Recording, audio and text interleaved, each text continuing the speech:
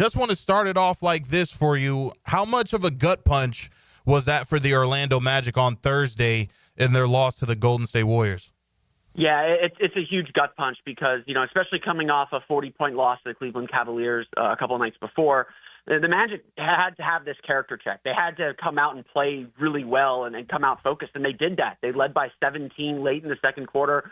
They led throughout the course of that game, and it felt like, okay, the Magic righted the ship. They heeded the wake-up call. They played with the focus and intensity that they needed really on both ends. It was one of their better offensive halves in quite some time. And then Stephen Curry happens, and he just deflates the entire balloon. And I know the Magic still had their chances to win the game at the end. They fought their way back from a 9-point deficit with about 4.5 left to get to within 2. But it feels very deflating because now you had a character check. You seem to have passed it. You still lose the game. What your best wasn't enough, and now you have to kind of rebound and respond against a team that doesn't have the same kind of energy in the building that a Stephen Curry might bring. Paolo Banchero seems frustrated. Franz Wagner seems frustrated. Jamal Mosley seems frustrated. Philip Rossman-Reich seems frustrated. I am definitely frustrated with the Orlando Magic in this stretch in which they've had. But where exactly do you think this frustration is stemming from, Philip? I mean, it's undoubtedly stemming from the correct belief, and I think frustration is the right emotion. The correct belief that this team is better than what they've shown us, that they're better than their record. They're better than how they've played. They went to they were the 5 seed in the East last year, 47 wins.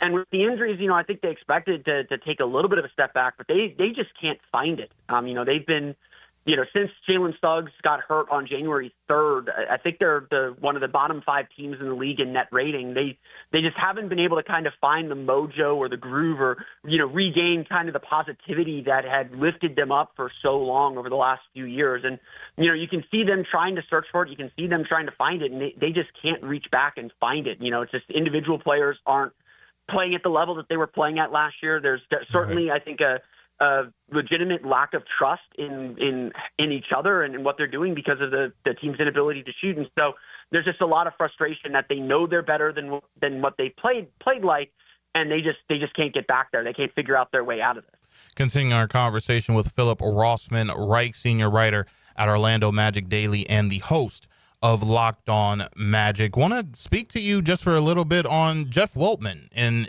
him choosing to stand firm at the deadline. Aside from the fact that he says we felt we were getting squeezed because teams probably felt we were going to panic and give up a lot more assets than we were comfortable in giving. And he talks about that in an interview he did on 96.9 The Game not too long ago. I think it was obvious that this team needed another shooter and maybe another guard or a 3-and-D wing that can knock down jump shots and guard the other team's best player. Just take a little bit of that pressure off of Paolo Banchero and Franz Wagner. But in your opinion, why didn't Jeff Weltman make any moves if they're so glaring that they need a couple of additions, especially this season? Yeah, I think there's a lot to that. I think the first thing is the Magic just haven't been healthy. And so, I was telling people as we were preparing for the trade deadline, the biggest acquisition the Magic were going to make at the trade deadline was getting Paolo Banchero and Franz Wagner healthy. And so when you're adding 2 very big players, like huge pieces of your team back into the puzzle, that's going to reconfigure the rotation. It's going to reconfigure roles. Everyone's going to need some time to settle down. And, Franz Wagner came back January 23rd, 21st, somewhere in there. That's about 2 weeks before the deadline. So you didn't really, I think part of the hesitance to make a trade at the deadline was this feeling that we got to let these guys settle in and see how the team looks when they're settled in a little bit more. On top of that, Jalen Suggs came back from his low back strain on January 25th. They thought they'd have him for the rest of the season. Right. And so they were thinking, let's see what this trio that has only played 97 minutes together over 6 games this season, what they look like. There's no way they could know that there'd be the quad contusion and now the trochlea injury. That's probably going to cost Jalen Suggs the rest of the season, or feels like it's going to cost him the rest of the season. All the needs that you mentioned are still very apparent. I do tend to agree with Jeff Weltman that it did feel like at the end of the day, all the guys that at least fans were targeting or thinking about the Magic pursuing, none of them got moved. And some of that is probably because that, yes, teams were asking for a lot more than the Magic wanted to offer. You got to remember, too, that there's an offseason of moves to make, too. And I think the Magic, at the end of the day, probably looked at it and said, let's hold on to our first-round picks. Let's hold on to a key young player like Anthony Black, who teams were probably asking for to get some of these deals done, and see if we can make something more significant happen in the offseason. So I think the Magic ultimately decided that nothing was happening at the trade deadline that they couldn't do in the that wouldn't still be there in the offseason for them. And let's see if some new doors open as well when we get to June and July. Do you think that this offseason is going to be a critical one for the Orlando Magic if they look to get back to amongst those teams that are the elites out east, in your opinion? Is this offseason going to be a critical one for them? It absolutely is a critical offseason. And really, when you're talking about teams competing for championships, every offseason becomes critical. You always have to get better. There's, I kind of subscribe to the theory that if you're not getting better in the NBA, you're getting worse. Right. And the Magic, for their part, thought they were getting better. They added Kentavious Caldwell-Pope, who hasn't quite worked out as their three-point shooter, to try and address that need. They believed that young players would continue to get better and progress. They believed they were getting better. And, I think you can make an argument that if not for the injuries of Paolo Banchero and Franz Wagner, the Magic wouldn't be exactly where they thought they would be at the beginning of the season. So I think part of Jeff Weltman taking a step back is recognizing injuries have really derailed this season.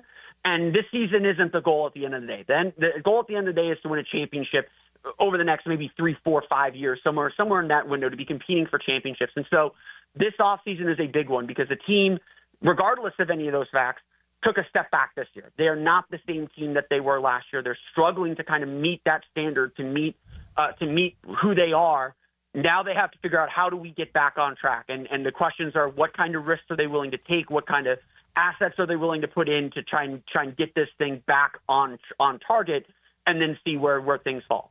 Continuing our conversation with Philip Rossman-Reich. He's the senior writer at Orlando Magic Daily, as well as the host of Locked On Magic. So do you believe that Jalen Suggs is done for the rest of the year? Would you sit him for the rest of this season?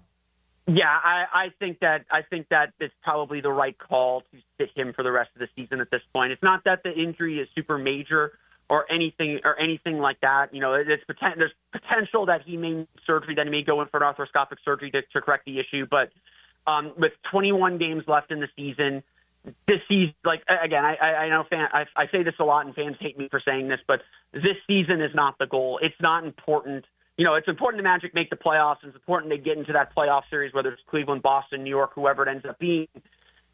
It's not important enough to risk Jalen Suggs' long-term health, or to have him come back, be on minute restriction, kind of be limited, and not being able to fully play with the team. We're not going to learn or gain anything from that. The Magic made their long-term investment in Jalen Suggs. They gave him a big extension over the summer. They know how important he is. They know what he brings to this team.